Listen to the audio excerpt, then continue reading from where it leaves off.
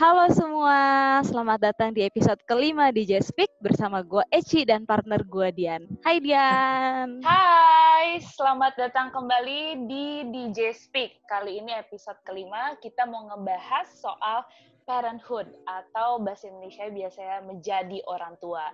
Jadi sesi kali ini atau episode ini akan dibagi menjadi dua. Yang pertama kita mau berbicara mengenai parenthood dari sisi seorang ibu. Nanti untuk nextnya kita akan ngobrol-ngobrol mengenai parenthood dari sisi seorang ayah.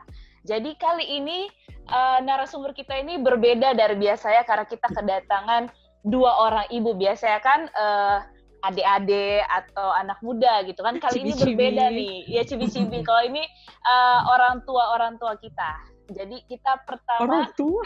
Oh, belum tua ya.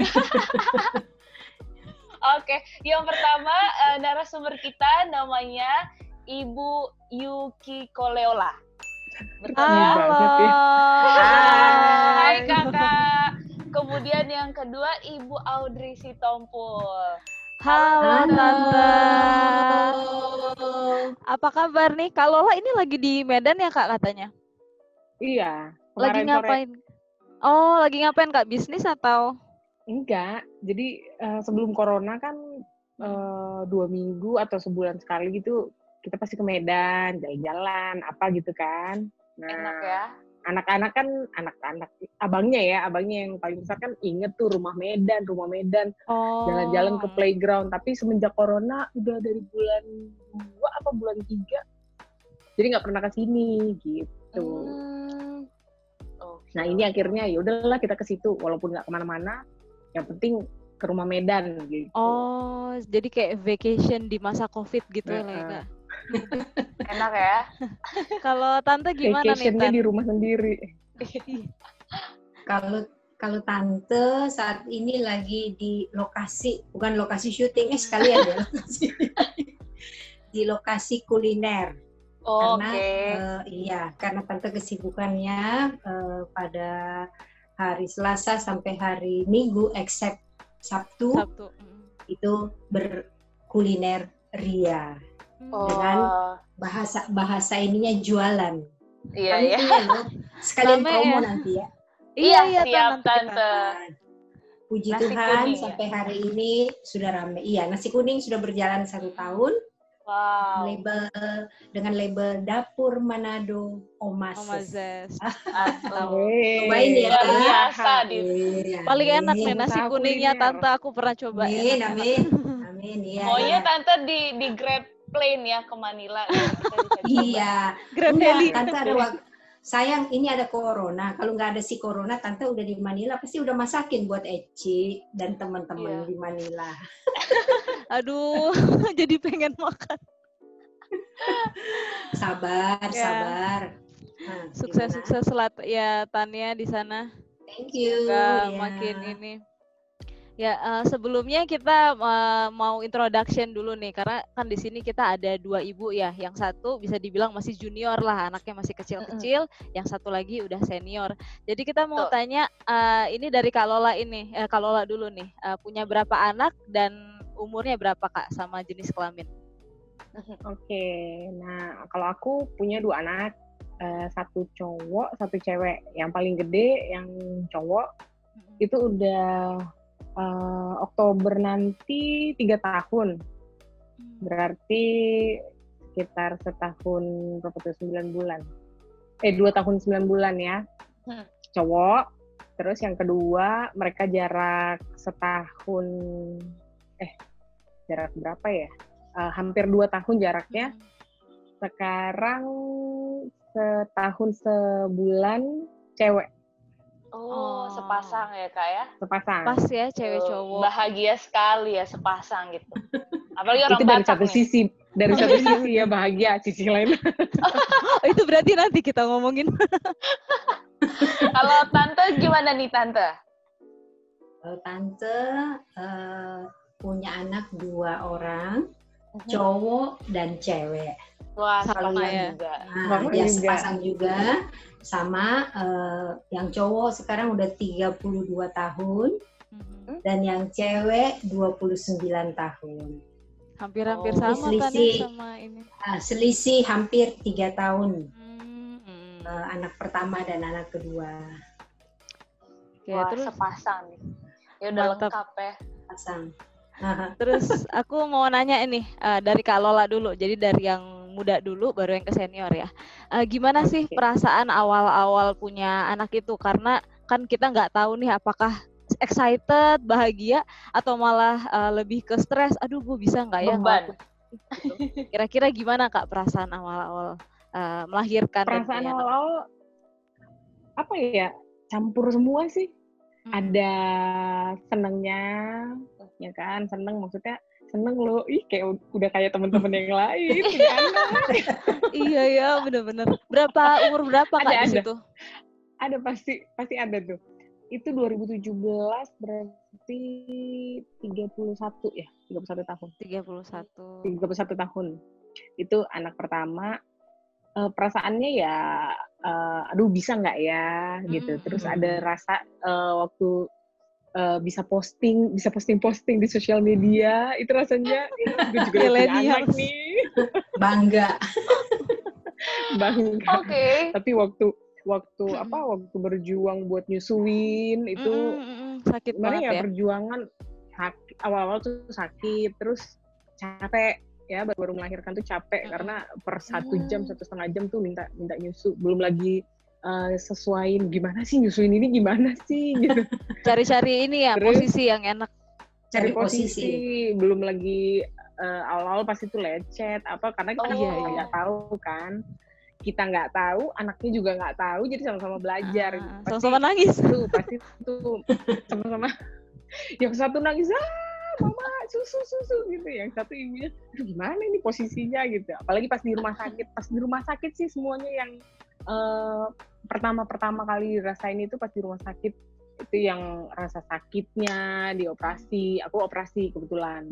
Oke. Pokoknya yang campur sih semua. Senang, ada sedih terharu ya, terus rasa bingungnya itu gimana ya, bisa nggak. Pernah nggak sih Kak ngerasain kayak aduh gue nggak akan bisa, gue telah kehilangan youth gue gitu, masa muda gue, pernah nggak sih ngerasa kayak gitu setelah jadi ibu? Enggak sih, enggak ya, gue udah cukup tua punya anak. Aduh gimana Bu? Oh iya sih mungkin ya, karena umurnya itu kayak udah cukup banget, jadi kayak nggak pernah mikir kayak gitu. Oke, kalau Tante gimana Tan? Awal-awal gitu experience-nya gimana? Awal melahirkan? Jadi ini mengenang kembali 32 tahun yang lalu ya. Kayaknya ada yang masih diingat, ada yang udah lupa. Yang pasti itu perasaan gembira itu ada. Sangat senang menjadi seorang ibu gitu kan, bisa memiliki anak.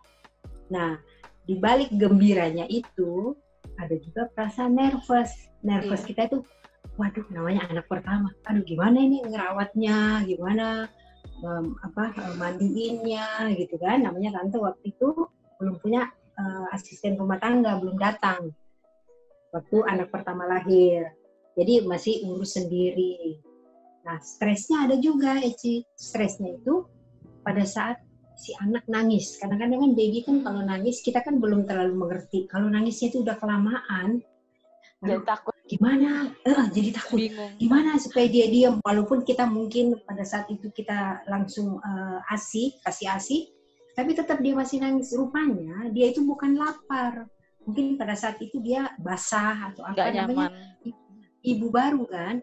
Apa ini? Kenapa anak ini mungkin perutnya sakit? Jadi stresnya itu di situ. Tante pada saat itu melahirkan usia 28 tahun. 28, iya pas. Iya, 28 tahun.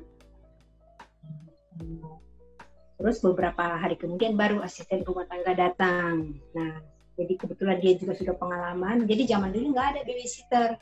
Belum ada babysitter yang kita bisa lepasin sepenuhnya. Jadi hanya punya asisten rumah tangga dan kita sama-sama.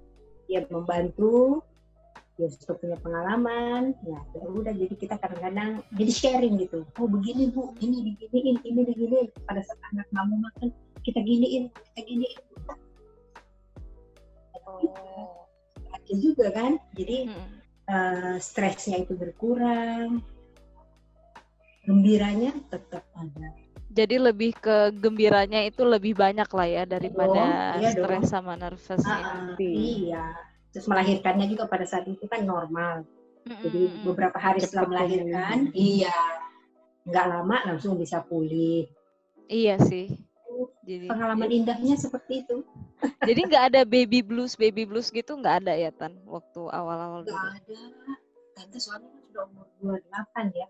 Memang kerja juga kan. Itu nggak ada rasa-rasa, itu pun pada saat hamil itu nggak terlalu merasa beban karena di dalam 8 jam kita bekerja di kantor, jadi kita nggak terlalu ingat ke kandungan karena kita sibuk. Iya yang penting kalau tante sih ininya rahasianya supaya tidak apa, pokoknya perut terus terisi terus gitu, jadi nggak merasa ada gangguan dengan si baby. Jadi anteng-antengnya ya dengan perut besar pun oke aja. Gitu. Oke. Terus pertanyaan selanjutnya nih, apa sih hal signifikan yang benar-benar berubah 180 derajat dari sebelum memiliki anak sama sesudah, dimulai dari Kak Lola? Yang utama ya, fisik yang pasti utama. ya. Fisik ya. Oh iya ya. Kenapa Kak sekarang fisik ya Kak? Jadi lebih cantik? Lebih berbinar kok kayaknya. Iya nggak sih? Ya mungkin kalau kayak auranya mungkin aura keibuan jadinya ya. Tapi ya kalau dari fisik kayak aku merit 52 kilo. Start hamil 62. Sekarang selesai anak kedua ini sekitar 68.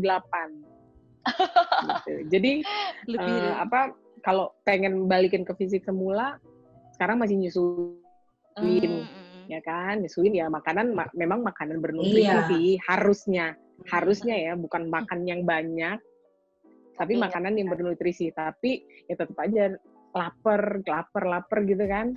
Karena memang fisiknya juga udah berubah. Kemarin setelah waktu melahirkan perutnya berisi gitu kan. Setelah anaknya keluar, isinya harus diganti. kalau nggak dibiasain makanannya dikurangin. Iya sih benar. Pasti akan lapar terus gitu. Iya, karena udah kebiasaan sekarang, dengan kayak gitu kan. Kalau dari behavior nih Kak. Kalau dari behavior pasti berubah lah ya. Mungkin lebih banyak orang yang ngelihat, tapi kalau dari aku lebih lebih sabar kali.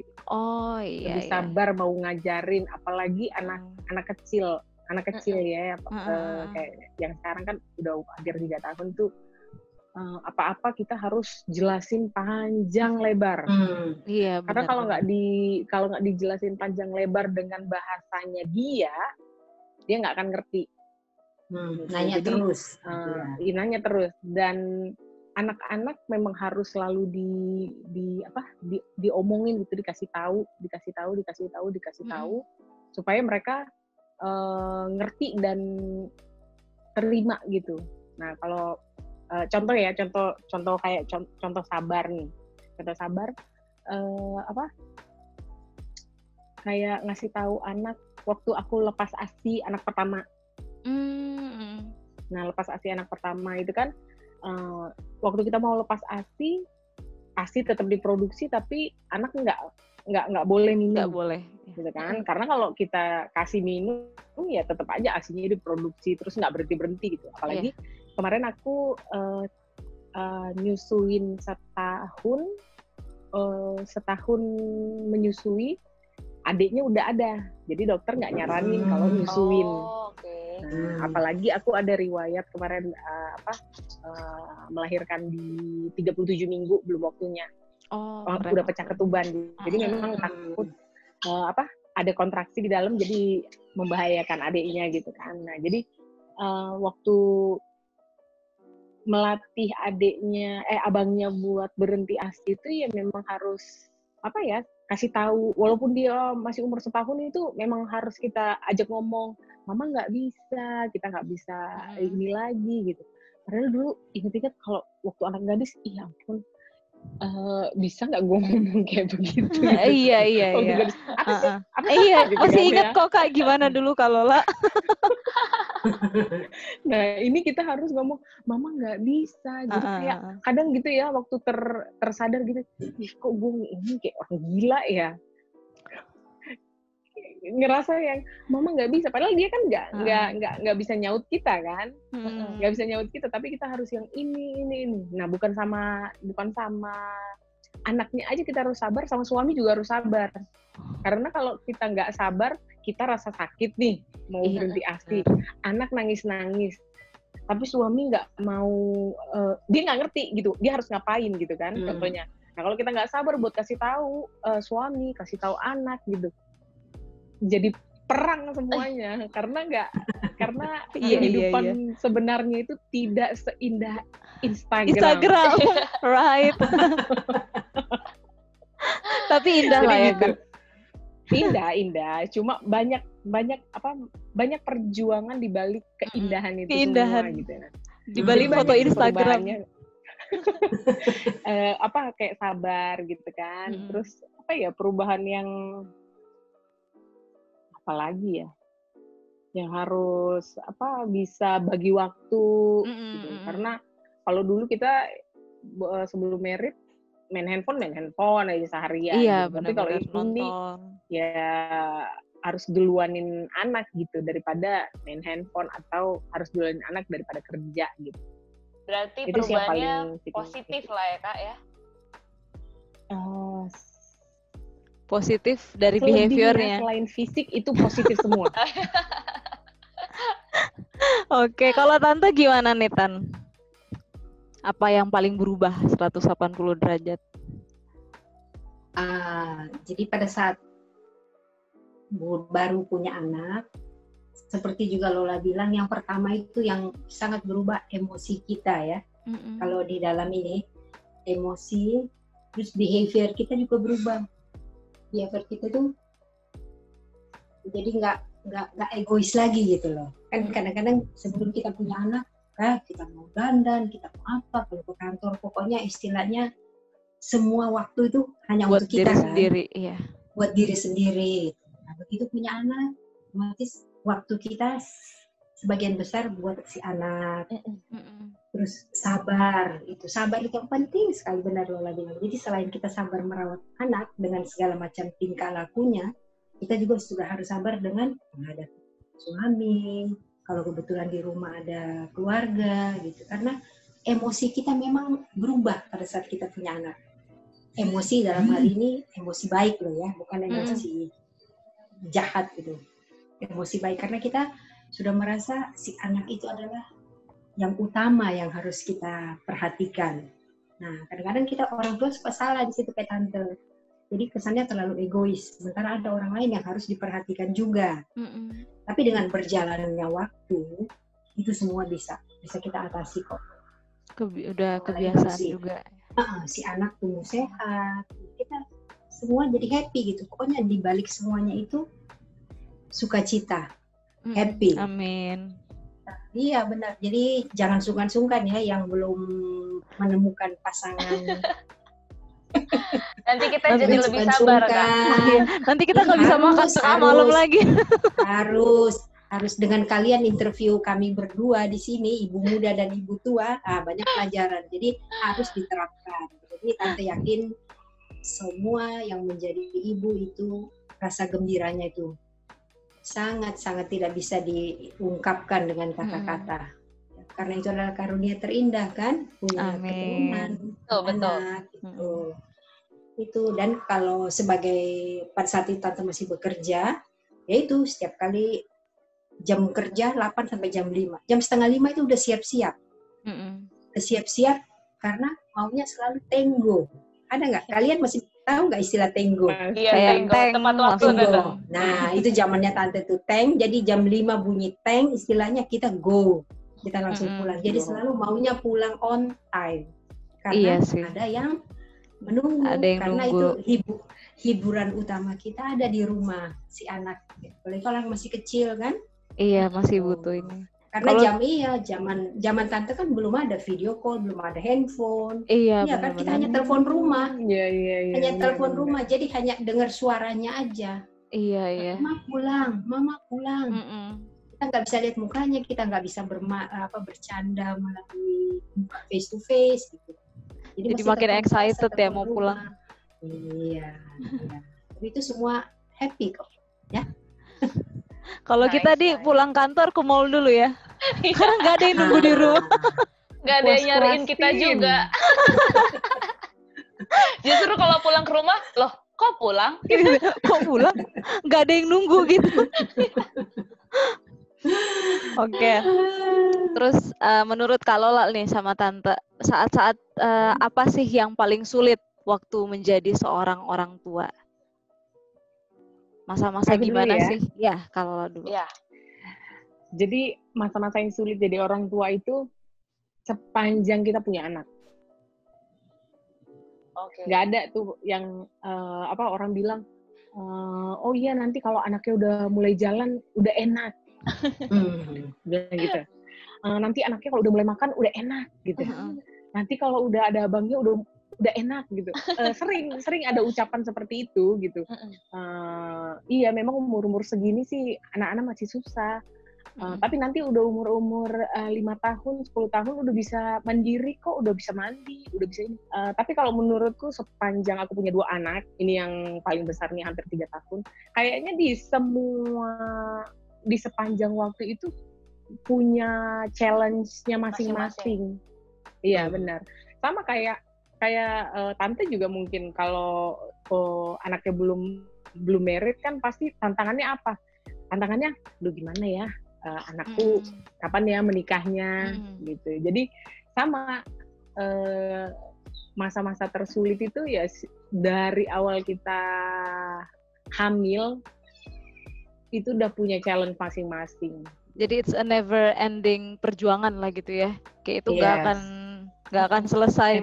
Karena kan kalau di Amerika kan mereka bilang yang penting umur 18 tahun habis itu bisa gua lepas aja, terserah dia mau gimana. Kalau kita kayak sebagai orang Asia, kita nggak bisa sih mengaplikasikan itu. Kayaknya sampai anak kita umur 50 juga masih aja gitu kepikiran.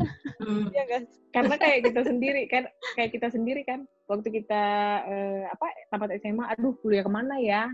Mau ambil negeri lulus nggak ya gitu. Ya udahlah keluar negeri aja. Aduh, kita gimana ya di luar negeri ini aman nggak ya? Bisa ini nggak? Nanti jangan-jangan gimana gitu kan? Nah, habis tamat kuliah kerjanya gimana ya? Kerjanya gimana ya? Kerja itu gimana ya? Gajinya seberapa? Bisa cukup nggak nih buat ke mall, buat sewa apartemen, buat bayar internet, buat makan nasi kuning? Nasi kuning harus. Lola. Oke. Abis itu udah kerja, udah settle, gaji udah bagus, kita juga mikir, aduh, mana nih laki-laki yang kayak Lee Min Ho gantengnya? Aduh, korban drakor nih. Korban drakor. Terus yang udah mapan, ada mobilnya, aku nggak mau naik jeep lagi gitu. Nah, itu kekhawatiran kita yang seperti itu, orang tua kita pun pasti khawatir seperti itu. Jadi masa-masa tersulit itu mulai dari anak lahir, gimana cara kasih ASI-nya, mereka sudah waktunya harus duduk, harus jalan, tapi kok anaknya belum. Nah, kita harus ngapain? Waktu makan, waktu belajar jalan, pokoknya aku baru 3 tahun aja punya 2 anak, baru 3 tahun ya. Itu kayaknya ya belajar terus gitu. Nah, umur 3 tahun dia udah mulai, yang cowok udah mulai penasaran. Kita bingung jawabnya. Mama pipisnya dari mana? Tuh anak cowok nanya seperti itu. Gimana ya jawabnya? Ini apa ya jawabnya? Aduh, kadang Google gitu. Anak umur sekian, mereka udah ini tentang reproduksi, genital, terus tentang penasaran kok aku beda dengan mama, ibuku atau aku beda dengan ayahku gitu, kok kenapa kok aku biasanya pipis seperti ini tapi kok mama dari situ ya, mama nggak punya penis ya, dia bilang gitu. Apa ya jawabnya ya? Jadi memang kayaknya setiap hari itu punya challenge masing-masing lah. Ada aja terus yang harus dipelajari ya. Iya. Ada aja, ada. Terus kalau Betul. Tante nih, gimana menurut Tante hal-hal tersulit waktu membesarkan anak? Hal-hal tersulit waktu membesarkan anak pada saat mereka berusia remaja. Kalau masih anak kecil, mungkin pada saat mereka sakit, itu yang tersulit. Aduh gimana ya, anakku panas, gini itu pada saat masih kecil. Nah pada saat mereka beranjak remaja itu yang saya rasa yang paling sulit. Karena itu saat mereka menunjukkan identitas mereka sebagai seorang remaja. Betul. Dan situ kadang-kadang peran orang tua loh. Kita kadang-kadang ngomong apa gitu. Buat dia, oh enggak begitu buat saya seperti ini. Dia udah mulai kan punya teman-teman, sahabat lah. Udah mulai punya sahabat, ya nggak bisa lagi tante ajak-ajak, ayo Gary, Maureen ikut mama yuk, kita mau kesini. Oh enggak, lebih berat ke temannya, sahabatnya. Aku mau with the janjian sama si ini. Ya udah, kita sebagai orang tua tidak boleh kita melarang dan kita memaksa. Asalkan kita tahu siapa teman-teman mereka. Gitu. Jadi pada saat akil balik itu yang agak sulit sih menurut Tante. Dia setelah remaja itu sudah memasuki dewasa itu sudah kita istilahnya, walaupun tadi Lola bilang nggak pernah berhenti kita untuk khawatir, benar itu, tidak pernah berhenti. Cuman sudah lebih kita bisa percaya istilahnya, kita udah bisa lepasin, mereka sudah punya pikiran sehat, apa yang lebih baik, bijaksana lah istilahnya. Baik, iya gitu. Soalnya anak-anak pada saat kita terlalu mengekang nggak bagus juga. Akhirnya kitanya juga yang sulit, ya kan? Yang stres sendiri, Tante. Yang stres sendiri, iya. Kita kekang dia, akhirnya kita dengar di luar-luaran, dia seperti ini. Sementara di rumah manis-manis. Nah, siapa yang susah kalau bukan orang tua, kan? Itu saat-saat tersulit seperti itulah. Mungkin yang lain-lain apa ya? Karena sekarang sih Tante sudah, puji Tuhan, sudah tinggal melihat apa yang kurang di mereka. Seperti si Gary udah cukup dewasa, tinggal paling komentar mengenai temannya, mengenai pekerjaan, dan kita saling sharing, tukar pendapat. Dan si Maureen udah menikah, dia sudah punya suami, jadi sudah lebih ringan karena sudah ada teman suami yang bisa dia sharing. Tapi tetap perasaan khawatir itu ada. Selalu perasaan khawatir itu ada. Tapi ya selalu gitu, bantu dalam doa aja. Cuman itu yang kita bisa kan? Benar. Sebagai seorang ibu senior. Ibu senior. Gitu aja. Terus kan ini kan gara-gara kita mau ngomong perbandingan generasi kita dengan yang sebelumnya. Jadi ini pertanyaan saya mau lontarkan ke Tante dulu, karena Tante yang generasi lebih dulu. Menurut Tante itu apa yang dulu pernah orang tua Tante lakukan ke Tante, yang Tante nggak mau melakukan itu ke anak Tante gitu, sebagai pembelajaran Tante menjadi seorang orang tua? Oke. Karena Tante itu dilahirkan 60 tahun yang lalu, berarti orang tua cara mendidiknya sangat jauh dengan sekarang. Jadi pada saat itu orang tua terlalu mendidik kita dengan memaksakan kehendak mereka. Jadi apa yang mama, papa saya katakan, kita sebagai anak harus turut, harus mengatakan iya, walaupun kita tidak mau, karena pada zaman dulu itu orang tua bahasa diktator lah istilahnya ya. Oke, kamu jam 4 harus mandi ya. Setelah itu kamu gini. Nah kita kan kadang-kadang masih malas-malas gitu. Tapi kalau kita nggak mandi, jam 4 pasti datang. Udah mandi belum? Dengan suara keras gitu kan. Aduh, bawa-bawa. Tapi ya puji Tuhan sih, kebetulan orang tua nggak bawa-bawa apa-apaan lah, cuman mulutnya aja yang besar gitu kan. Jadi nggak ada. Jadi sifat diktator seperti itu Tante sempat rasakan, dan itu tidak Tante praktekkan kehidupan setelah mempunyai keluarga, punya anak. Mereka bebas untuk menyampaikan pendapat. Jadi dengan mereka menyampaikan pendapat, jadi kita juga sebagai ibu atau ayah kan pikiran kita lebih terbuka kan. Jadi kita memikirkan ternyata mereka udah sampai B. Nah, Nah, yang zaman dulu tuh nggak boleh. A, ya A. Jangan. Anak-anak itu bodoh. Hanya orang tua yang pintar. Iya. Pokoknya yang seperti begitulah. Jadi dan orang tua juga tidak menghargai pendapat anak zaman tante. Iya kan? Coba kita kasih apa pendapat apa. Tetap aja di ininya mereka. Kami orang tuamu, kami yang lebih benar, kami yang lebih tahu. Kamu apa sih, gitu kan? Masih anak kemarin. Anak kemarin belum makan asam garam, gitu. Jangan, itu tidak terjadi di dalam kehidupan tante setelah mempunyai keluarga, punya anak. Itu aja sih yang paling berkesan. Tapi kayaknya tante sampai sekarang pun masih ada sih kayak orang tua yang seperti itu. Walaupun udah di zaman sekarang. B harus ikutin. Oh, masih. Ambil kedokteran gitu. Iya. Benar, masih banyak yang seperti itu. Dan itu untuk zaman ini sebenarnya sudah tidak boleh loh kalau orang tuanya itu sudah mempunyai pikiran yang bijak. Ya kan? Nggak boleh. Kalau lah nih gimana, Kak? Oke, kalau aku sih apa ya yang paling aku rasakan gitu dengan didikan orang tua itu kayak lebih dibiarin kesannya gimana ya? Maksudnya nggak diktator enggak, tapi diarahin juga enggak gitu. Oh, jadi tapi bukan yang apa ya, bukan yang buruk ya, bukan permisif, bukan nggak peduli. Mereka care gitu, cuma nggak ada yang benar-benar kan kita kalau pengen, contohnya kalau kayak aku sekarang, jadi aku pengen anakku jadi dokter gitu, aku nggak maksain jadi dokter, tapi aku coba gali cocok nggak ya dia jadi dokter. Nah, kalau dia cocok, oke, aku arahin gitu.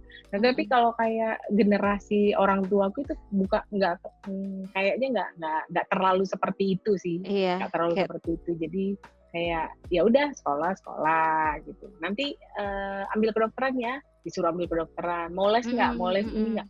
Namanya anak SMA gitu, nggak tahu sedikit, udah nggak usah gitu.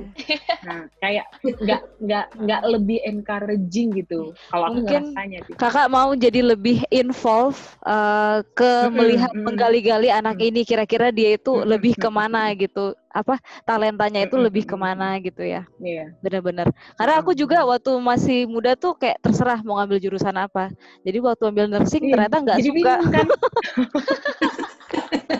Karena dari orang tua sendiri kayak mereka kayak ngasih bener-bener kayak terserah kamu sukanya apa, kami tinggal kasih uang sekolah aja gitu. Iya. Bukannya nggak peduli. Bukannya nggak peduli. Bukan tipe nggak peduli, cuma apa sukanya gitu, biarin gitu. Bagus. Cuman anaknya jangan sampai salah pilih kan. Iya, mungkin kalau aku juga mau kayak gitu nanti. Jadi ngelihat anak ini, kamu yakin mau ngambil nursing? Kamu tuh takut darah, harus digituin. Lebih diarahin kali. Iya, lebih diarahin, lebih involve, lebih diarahin, benar. Oke lah. Next question nih. Tapi aku mungkin mau tambahin. Boleh. Yang kayak apa yang dilakukan orang tua dulu yang kita nggak mau lakuin, contohnya itu ya, atau yang lebih kita pengen perbaiki gitu. Tapi kayak yang dibilang Tante Audrey dari awal itu, karena kita narasumber berarti pertanyaan ini atau jawaban ini ya berdasarkan pengalaman kita gitu kan. Nah, tapi banyak juga yang sebelum kita punya anak itu kita punya impian, nanti anakku nggak mau kayak gini, aku nggak mau kayak gini, aku nggak mau kayak gini. Tapi ternyata waktu kita punya anak, kita nggak bisa bilang nggak akan melakukan itu. Contohnya, sebelum aku punya anak, waktu aku hamil, waktu kalau makan-makan ke mall, ngelihat ibu lagi makan di restoran, ngasih gadget sama anaknya disuruh nonton video. Itu satu. Terus kalau lagi pesta Batak, ya, ibu-ibu anaknya ada 3, satu digendong belakang, satu digendong depan, satu lagi tangannya ditarik. Iya. Ya, pesta Batak itu luar biasa. Waktu jam makan siang tuh dia sambil makan, dia sambil suapin anaknya, sambil apa? Aduh, rasanya ini mamanya sabar kayak suapin anaknya dulu kayak baru dia makan. Ternyata waktu kita alamin, duh Shay, kita juga lapar. Bener-bener Kak. Anak-anak juga lapar. Jadi kok nggak mau ya memang harus nyambi semua. Terus kalau kayak dalam di waktu mall yang kayak, sama. Iya bener Bang. Terus waktu kayak di mall gitu kan, aku nggak mau kasih gadget sama anak gitu pas lagi makan tuh. Kadang-kadang capek nggak sabar gitu, walaupun kita memang harus diminta untuk sabar. Ayo nak makan, buka mulutnya. Ayo kita ajak ngomong gitu supaya mereka makan atau ajak cerita gitu. Tapi kadang-kadang, aduh ya udahlah kita juga mau makan. Nih video sambil disuapin. Kalau udah habis kita masukin lagi, tapi kita sambil makan. Jadi banyak juga sih case to case yang benar-benar waktu kita ngejalanin itu, yang tadinya kita bilang aku nggak mau bikin kayak gini atau aku mau bikin kayak begini, tapi pada saat berjalan sesekali atau bahkan kita pasti melakukan hal itu juga. Iya, gitu. betul. Perjuangan ya, jadi seorang ibu. Perjuangan. Oke, kalau gitu kita langsung ke next question. Kalau lah duluan ya. Kira-kira Kak apa minimum nih satu prinsip yang selalu Kakak pegang dalam membesarkan anak-anak Kakak? Prinsip, bisa dibilang prinsip kali itu ya. Kita lebih menjelaskan ke anak. Jadi lebih ngajak dia berdialog. Aku kan ngambil jurusan psikologi. Nah, waktu kita belajar, pertanyaan pertama yang ditanyakan sama dekan, kalian percaya nggak tentang ilmu psikologi? Gitu. Jadi kan kita bisa mengerti orang dari perilakunya, dari ininya gitu. Terus ada yang jawab, nggak percaya. Kalau gitu, kamu ganti jurusan. Dia bilang gitu. Oh. Kalau kamu nggak percaya kita bisa menilai orang dari perilakunya, dari ininya, ngapain kamu belajar ini? Nah, aku percaya bahwa 5 tahun, 7 tahun pertama pendidikan dari rumah itu sangat penting bagi seorang anak atau manusia itu untuk bertumbuh atau membentuk karakternya. Walaupun nanti pada saat mereka sudah remaja ya, mulai mereka mingle sama teman-teman, lebih banyak menghabiskan waktu sama teman-temannya daripada keluarga. Tapi nilai-nilai atau karakter yang dibangun dan kebiasaan yang dibangun keluarga dengan orang tua itu sangat penting. Jadi, nah suami juga bapaknya juga bilang kita nggak perlu ngajarin anak yang kayak menghafal gitu kan. Nah, yang kita perlu tanamkan sama dia kayak membantu orang, kita harus baik sama orang.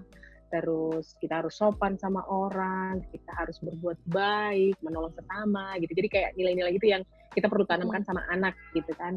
Jadi kayak kita baca buku cerita juga kita harus mikir ini apa ya yang bisa nilai yang bisa diajarkan sama anak kita itu apa gitu. Jadi contohnya kayak ada buku Be Kind. Pokoknya itu harus berbuat baik sama teman-teman. Jadi kalau kita punya makanan, kita harus sharing sama teman-teman gitu. Jadi kayak lebih itu yang ditanamkan sama anak-anak daripada pendidikan apalah ya menghafal contohnya, karena ya ikut lah. Karena mau nggak mau akademisnya. Karena pada saat kita selesai kuliah yang paling berasa ya setelah kuliah itu ya kita jurusan psikologi jadinya tukang jualan. Nilai-nilai yang kita dapat bukan akademis itu, nilai pengalaman-pengalaman itu yang kita butuhkan gitu kan. Jadi prinsip yang pengen kita tanemin itu yaitu kayak nilai-nilai kehidupan gitu. Dan ya nilai-nilai kehidupan yang positif lah kita ajarin gitu. Dengan cara ya kita harus komunikasinya harus yang memang benar-benar terbuka sama anak. Lebih ke nilai moral lah ya Kak ya. Prinsip. Oke, kalau dari Tante nih, apa nih Tante? Prinsip apa yang Tante selalu pegang dalam ngebesarin anak-anak Tante? Ada beberapa yang sama sih dengan Lola, yang menghargai kehidupan gitu, menghormati orang gitu. Tapi yang paling tante ini prinsip kasih. Kasih bukan kasihan. Tuh, jadi ya, kasih bukan kasihan. Contoh, umpamanya si anak berbuat salah. Si anak berbuat salah dan dia dibela. Dan dia dibela karena kita kasihan.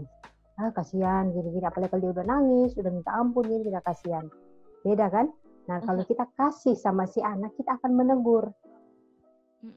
Tadi kamu salah. Jangan diulang lagi. Berarti kita kasih ke anak kita, supaya dia tidak akan berbuat yang sama. Tapi kalau kita kasihan, kemungkinan besar dia masih akan berbuat salah yang sama. Karena pada saat dia berbuat salah, kita kasihan. Jangan dimarahin lah, kan kasihan. Nanti gini. Apalagi kalau dengan muka memelas gitu kan. Muka memelas, aduh ampun, gini. Nah, tapi memang berat. Terus terang aja berat untuk menerapkan itu. Berat. Antara kasih dan kasihan itu sangat berbeda jauh untuk pendidikan anak ya.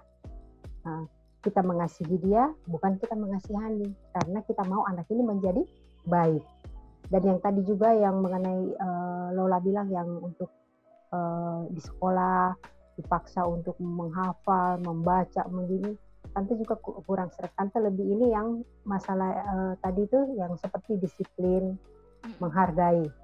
Itu lebih bagus karena itu lebih general dan untuk dia sampai dewasa juga tetap itu ada. Dia menghargai orang, mengucapkan terima kasih, ya kan? Nah, jadi dia nggak cuek sama orang gitu. Dan banyak anak-anak sekarang yang tante lihat karena dasarnya hanya kasihan, jadi anak itu terbentuk jadi egois pada saat dia besar. Egois, iya kan? Dia nggak ini orang lain, I don't care katanya gitu. Pokoknya aku yang senang, terserah dia mau senang apa enggak. Pokoknya aku yang harus senang. Nggak ada empati. Nggak itu feeling empatinya nggak terbentuk karena orang tuanya selama ini hanya kasihan ke dia, kasihan. Nah, saya rasa sih itu yang tante ingat sih sekarang. Kalau Lola masih banyak yang diingat karena masih dipraktekin terus kan? Masih penting itu. Iya, penting sekali ya. Iya. Tapi terbukti kok tante, anaknya tante sekarang penuh dengan kasih. Amin. Tuhan, mereka mengasihi orang tuanya. Iya. Betul, tante. Nanti kalau anaknya Kak Lola nanti nih, kita belum pernah ketemu soalnya.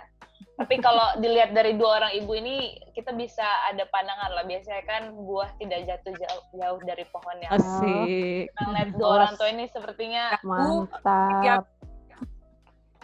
Kenapa? Buah nggak jauh dari pohonnya, karena kalau jauh nanti diambil sama tetangga. Kalau jauh Kak, bukan anaknya berarti. Buah. Oke lah. Iya, buah. Next question. Tante dulu nih. Kira-kira nih Tante sudah 32 tahun, anak yang paling tua 32 tahun ya. Kira-kira pernah nggak sih Tante merasa gagal gitu sebagai orang tua sejauh ini?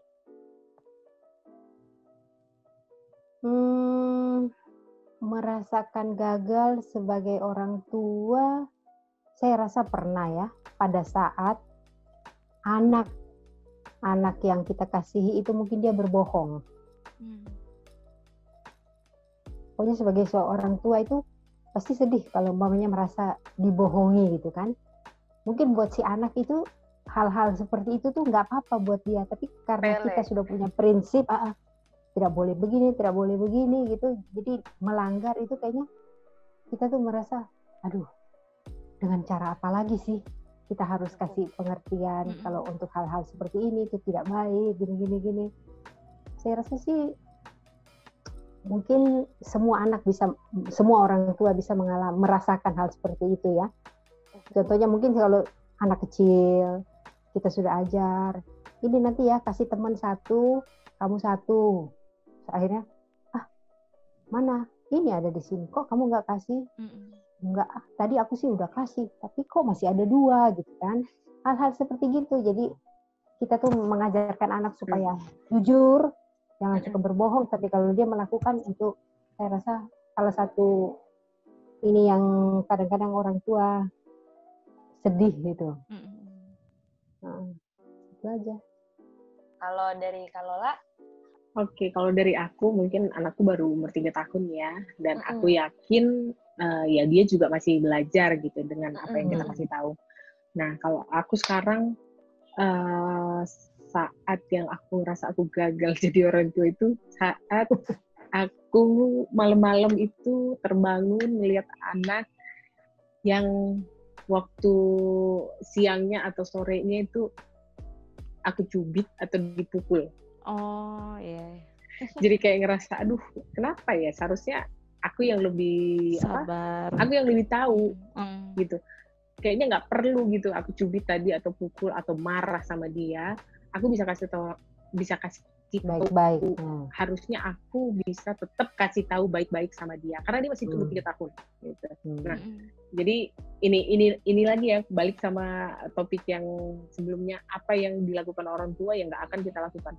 Dulu aku juga bilang, aku nggak mau cubit-cubit anak, ngapain cubit-cubit anak gitu ya. Pukul anak tuh enggak gitu. Tapi ada aja pasti waktunya yang kita lagi ngapain, atau kita lagi capek, atau kita lagi nidurin adeknya, abangnya tiba-tiba datang, gitu kan. Aku mau ke toilet lagi. Pokoknya semua bercampur gitu. Jadi akhir ngecubit. Nah, kalau malam-malam waktu dia tidur gitu kan, tutup mata, mukanya damai gitu. Iya, benar. Kenapa aku cubit gitu.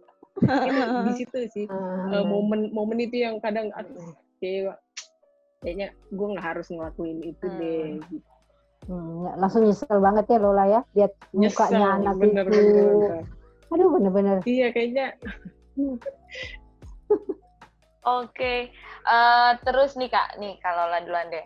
Apa sejauh ini, karena Kak kan anaknya kan masih 3 tahun, tapi aku rasa adalah apa hal yang buat Kakak bangga gitu sama anak Kakak? Apa hal yang paling rewarding? Atau mungkin yang buat Kakak gimana gitu sama anak Kakak? Kayak setiap hari itu challenging, setiap hari kita tuh belajar. Nah, setiap hari, setiap dia bisa sesuatu yang baru, achievement dia, itu rasanya bangga gitu. Kayak anak contohnya pertama kali bilang, mama gitu ya. Nah, mungkin tante inget mungkin ya, pertama kali mereka bisa jalan, pertama kali mereka bisa ngomong, pertama kali mereka bisa jelas nyanyi. Pokoknya segala pertama kali itu kayaknya rewarding moment banget gitu buat orang tua. Pasti ya. Banyak lah kalau disebutin, banyak. Iya. Kalau si Tante gimana nih Tante? Apa ya? Kayaknya udah banyak sih dari benar kata Lola, karena anak sudah sangat dewasa seperti ini, jadi kalau mau diingat dari kecilnya sampai dewasa itu banyak banget. Cuma ya itu mungkin yang saat-saat sekarang aja ya, kalau Tante ini anak itu apa ya? Aduh, banyak banget. Sungkem di gereja, Tan. Ya. Rajin. Paling nggak kecil, walaupun ada miss-nya sekali-sekali sahabat, tapi masih ingat Tuhan, gitu kan. Masih ke gereja. Masih ke gereja. Masih di jalur yang benar ya, Tante. Masih di jalur yang benar. Terus at least seminggu 2 kali masih say hello ke orang tua, video call. Ya kan, jadi kita nggak lost gitu, nggak lost komunikasi. Berarti kan dia kan mengasihi orang tuanya, walaupun hanya saya lagi ngapain gitu kan, lagi ngapain Ma gitu. Itu udah ini banget deh, udah merasa diberkati bangga ya. gitu. Senang ya Tante ya. Iya dong, di usia sekarang loh beda. Kalau pengalamannya Lola kan beda kan. Iya sih. Karena Karena kita tante sebagai orang tua yang sudah masuk di usia 60 itu kalau dengan perhatian kecil-kecil aja gitu bangga kita. Oh Tuhan. Jadi sedih, jadi pengen telepon. Ayo abis ini telepon video call. Coba video call Soalnya ke tante, mama. waktu kita kalau kuliah tuh biasanya cuma SMS atau ngechat minta uang sekolah, udah. Uang jajannya kurang. Benar itu. Sekarang waktunya beda kan, kalian sudah tidak bergantung secara materi ya, hanya udah punya dunia masing-masing gitu ya. Iya, dengan video call aja seminggu 2 kali, aduh bangga banget punya anak, walaupun jauh dia masih ingat orang tuanya, ya kan? Iya, tante. Iya, that's life. Karena kadang orang tua itu mungkin kalau udah yang sepantaran tante gitu, kadang ngerasa mungkin anak itu udah nggak membutuhkan aku lagi gitu kan tante. Karena kan mereka udah punya keluarga mereka masing-masing. Jadi kadang mungkin kita ngerasa dilupakan gitu. Jadi kita tidak boleh melupakan. Dan yang uniknya itu ya, biasanya orang tua sebenarnya mereka tuh punya uang gitu untuk beli sesuatu. Tapi rasanya kalau dibelikan anaknya, aku kayak ada bangga ya. Kebanggaan tersendiri gitu. Kayak, wah dari anak gue, kalau seandainya kan, ada bajunya dari mana? Itu anakku yang beli. Iya benar. Ini tasku, kasih tahu. Ini tasku si Eci lo yang beli, kalau nggak ada yang nanya gitu. Iya betul itu. Padahal sebenarnya mereka mampu untuk beli kan, cuman mereka ya banggalah. Oke lah, ini mungkin aku mau tambahin satu dong. Apa tuh Kak? Boleh. Kita juga nggak apa-apa. Banyak ya, sambil ngobrol jadi inget. Kalau buat ibu baru ya, rewarding moment mungkin the most rewarding moment lah. Tapi kalau timingnya pas juga, kalau timingnya yang nggak pas, nggak rewarding banget. Itu adalah ketika anak kita nangis dan hanya kita yang bisa menenangkan, mendiamkan. Iya, itu bener. ada rasa apa ya? Ada rasa bangga sama gue gitu lah, sama orang lain nggak bisa tenang. Pas di tangan kakak gitu. Langsung diem ya. Iya benar. Iya, tapi kalau momennya pas ya. Tapi kalau momennya nggak pas, kita lagi makan, lagi dia rewel-rewel gitu.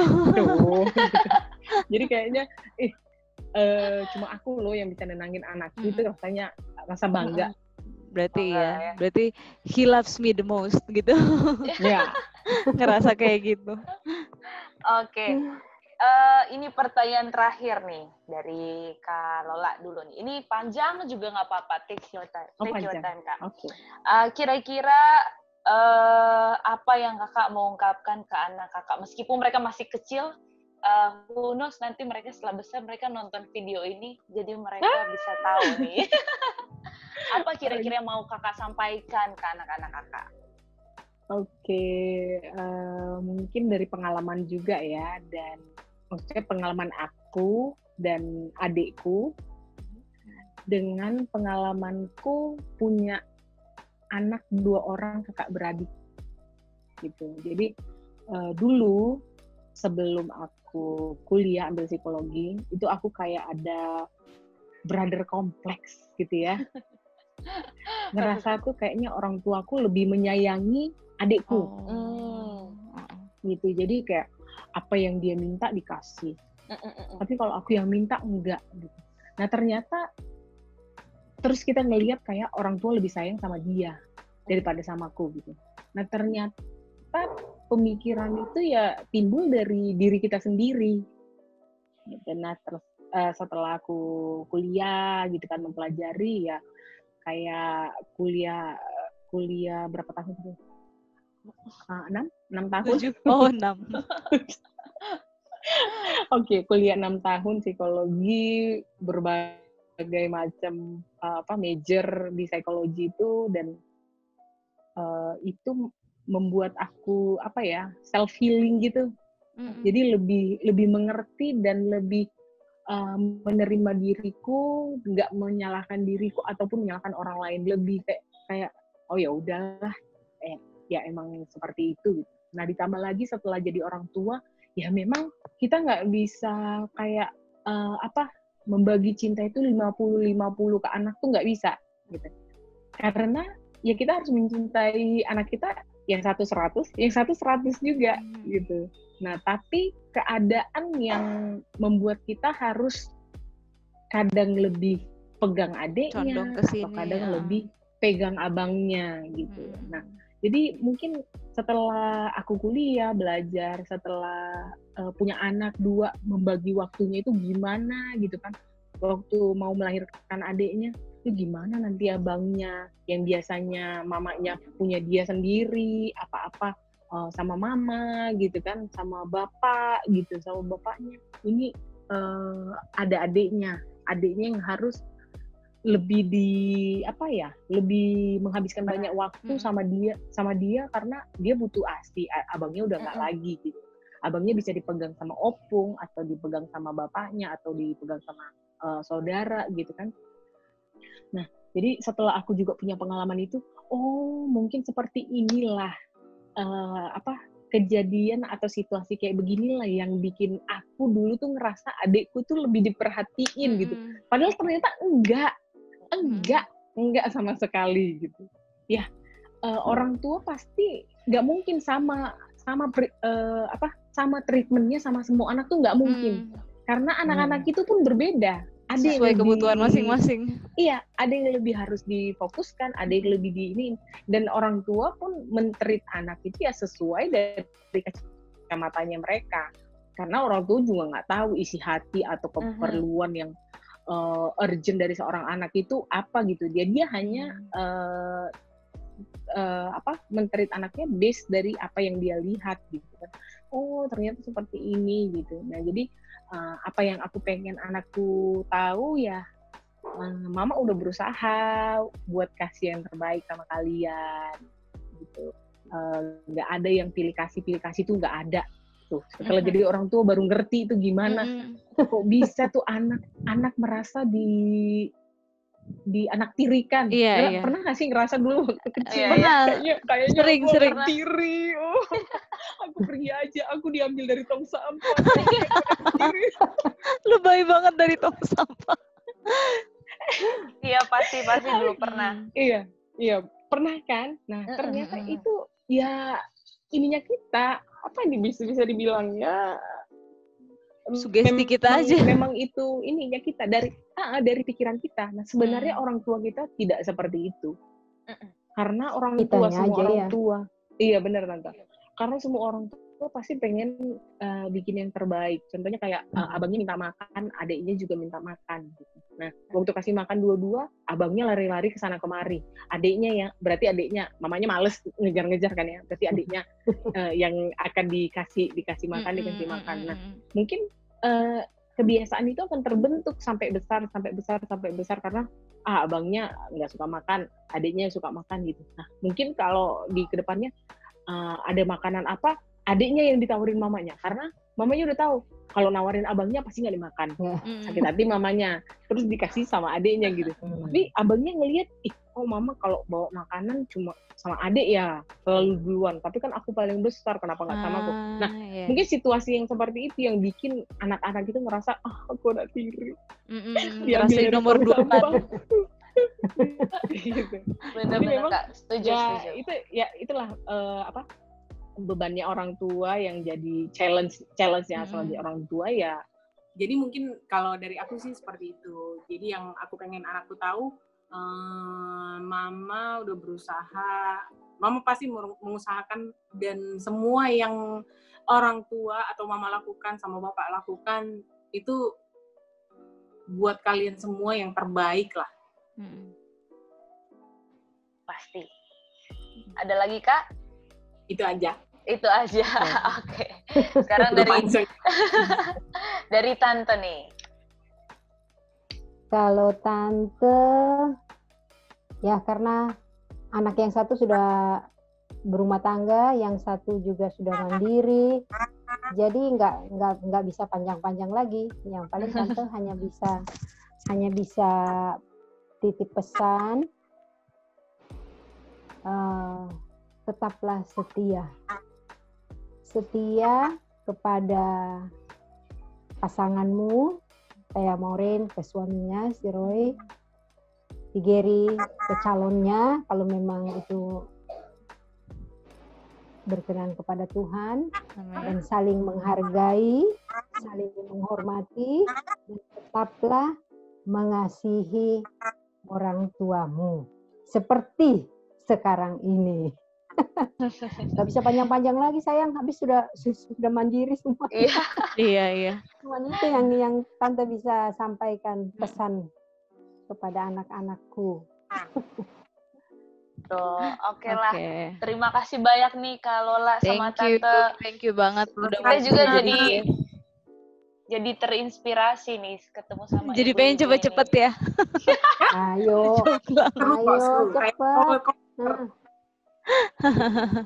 Kan udah banyak tipsnya kan, tinggal dijalankan. Tinggal dijalanin. Jalankan itulah yang susah.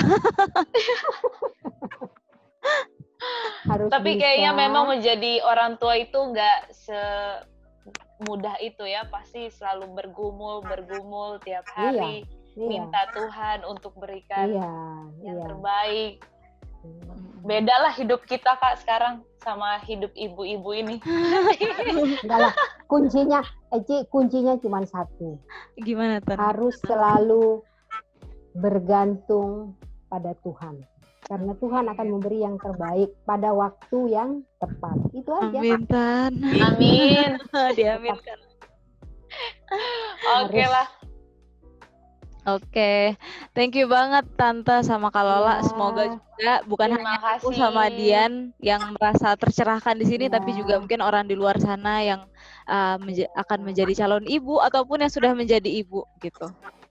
Semoga mereka bisa mengambil pelajaran. Kata-kata dua ibu muda sama ibu senior tuh tetap aja meskipun muda tapi tetap touch my heart. Emang kalau udah punya anak beda ya.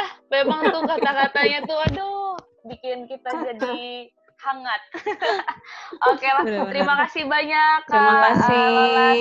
Terima kasih Tante.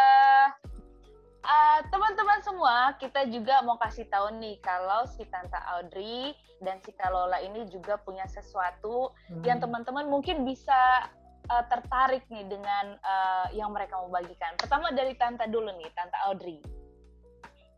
Halo, kalau kapan-kapan kangen dengan makan nasi kuning rasa Manado, ada, bisa kalian order melalui GrabFood atau GoFood atau IG, namanya Dapur Manado Omases. Nasi kuningnya enak loh. Saya sudah pernah merasakan, enak guys. Dan semakin hari kami semakin banyak customernya, dan ini udah berjalan 1 tahun. Ya, kami udah masuk di perkantoran, rumah sakit, sekolah. Ya. Gitu. Dan yang paling penting ini halal ya Tante, jadi nggak perlu khawatir. Halal. Jangan khawatir, produk kami halal dan yummy. Ayo silakan coba. Pasti. Oke, untuk yang kedua dari Kak Lola nih. Oke, teman-teman yang nonton, nah sekalian promosi ya.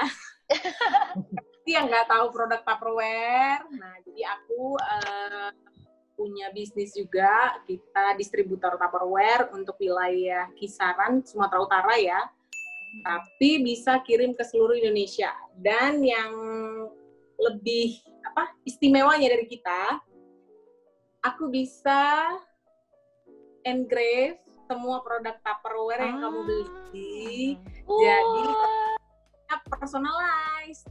Wow. Cool banget nih. Gak akan rusak tapi hilang. Jadi susah hilangnya karena namanya udah ada. Iya.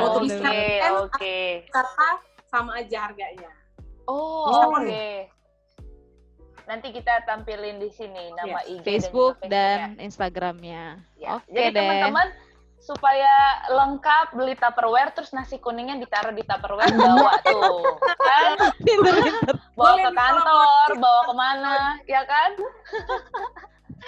Oke deh, makasih juga Dian. Bye. See ya. Terima kasih sudah mendengarkan episode DJ Speak kali ini. Buat kamu-kamu yang mau berbagi cerita ataupun pengalaman yang mungkin bisa menginspirasi para pendengar, bisa langsung email kita ke djspeak@gmail.com atau DM kita di Instagram DJ Speak. Jangan lupa untuk like dan subscribe YouTube kita ya. Kalian juga bisa dengerin kita di Spotify dan Anchor. Sampai jumpa di episode selanjutnya.